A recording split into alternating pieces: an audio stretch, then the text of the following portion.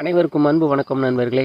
இன்றைக்கி இந்த பதிவில் என்ன பார்க்க இருக்கிறோம் அப்படின்னா, திருவனந்தபுரம் சவுத் அந்த ஸ்டேஷனில் இருக்கிற கோச்சிங் டெர்மினலை பற்றி தான் நம்ம பார்க்க இருக்கிறோம். ஸோ இதுக்கு முன்னாடி இதோட பேர் பார்த்திங்கன்னா நேமம் அப்படின்னு இருந்தது. திருவனந்தபுரம் சென்ட்ரலில் வந்து 5 பிளாட்ஃபாரம் 11 ஸ்டேபிள் லைன் இருக்குது. இருந்தாலும் பார்த்திங்கன்னா அதிகப்படியான ட்ரெயின்களை அது கையாளுறதுனால நிறையா இடவசதியோ நேரமோ அது கிடைக்கிறதில்ல. அதன் காரணமாக தான் கொச்சி வேலியை வந்து ரீடெவலப்மெண்ட் பண்ணாங்க. இருந்தாலும் திருவனந்தபுரத்துக்கு வந்துட்டு திருப்பி போகிறதுக்கு லோக்கோமோட்டிவ் ரிவேஸ் பண்ணணும். ஸோ அதனால் நேமம் அவங்களுக்கு ஒரு நல்ல சாய்ஸாக இருந்தது.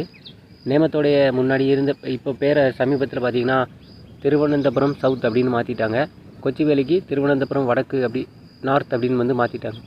ஸோ இதனால் என்னாச்சு அப்படின்னா ரெண்டுமே திருவனந்தபுரம் பக்கத்தில் தான் இருக்குது அப்படின்னு எல்லாமே தெரிஞ்சுக்கிற மாதிரி வரும். ஸோ இப்போ பார்த்திங்க அப்படின்னா நாம் திருவனந்தபுரத்தோட சவுத் ஸ்டேஷனில் வந்து என்டர் ஆகிட்டுருக்கோம். இங்கே வந்து பார்த்திங்கன்னா 3 பிட் லைன் சரியாக ரொம்ப நீளமாகவும் இருக்குது. அதே நேரத்தில் ஸ்டேபிள் லைன் அமைக்கிறதுக்கான லேண்ட் லெவலிங்கும் பண்ணியிருக்காங்க. இந்த ஸ்டேஷனில் இந்த கோச்சிங் டெவலப்மெண்ட் பண்ணதுனால திருவனந்தபுரம் தெற்கு முனையம் அப்படின்னு சொல்லி இது மாறும். நிறையா ட்ரெயின்களை வந்து இங்கே க்ளீனிங் பண்ணிட்டு அப்புறம் மெயின்டெனன்ஸ் பண்ணிவிட்டு நேராக அதோட ஷெட்யூல் டைமுக்கு கரெக்டாக திருவனந்தபுரம் சென்ட்ரலுக்கு போய் பயணிகளெல்லாம் ஏற்றிட்டு தன்னுடைய பயணத்தை தொடர்கிற மாதிரி இது வடிவமைச்சிருக்காங்க.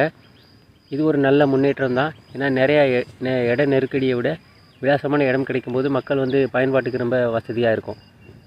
அதோடு பார்த்துக்கிட்டிங்கன்னா நண்பர்களே, இந்த தெற்கு முனையம் இன்னொரு ரயில் ப்ராஜெக்ட் ஒன்று இருக்குது. அது பார்த்திங்கன்னா சபரிமலை பாதை திட்டம். இந்த ப்ராஜெக்டை பற்றி நீங்கள் கேள்விப்பட்டிருப்பீங்கன்னு நினைக்கிறேன்.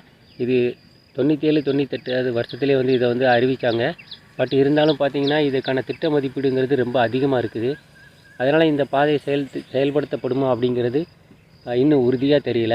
2017 இதை வந்து நிறுத்தி வச்சுட்டாங்க, தற்காலிகமாக நிறுத்தி வச்சுட்டாங்க. ஏன்னா மாநில அரசுக்கும் மத்திய அரசுக்கும் 2 முரண்பாடான கருத்து இருந்தது. அதன் காரணமாக அந்த திட்டம் வந்து நிறுத்தி வைக்கப்பட்டிருக்கு. ஒருவேளை அந்த திட்டம் பயன்பாட்டுக்கு வந்து அது வேலை நடைபெறும்போது இங்கே தெற்கு முனையத்தில் கொண்டு வந்து நேராக இணைக்கிற மாதிரி இருக்கலாம். அந்த பாதை உங்களுக்கு தெரிஞ்சிருக்கும்னு நினைக்கிறேன்.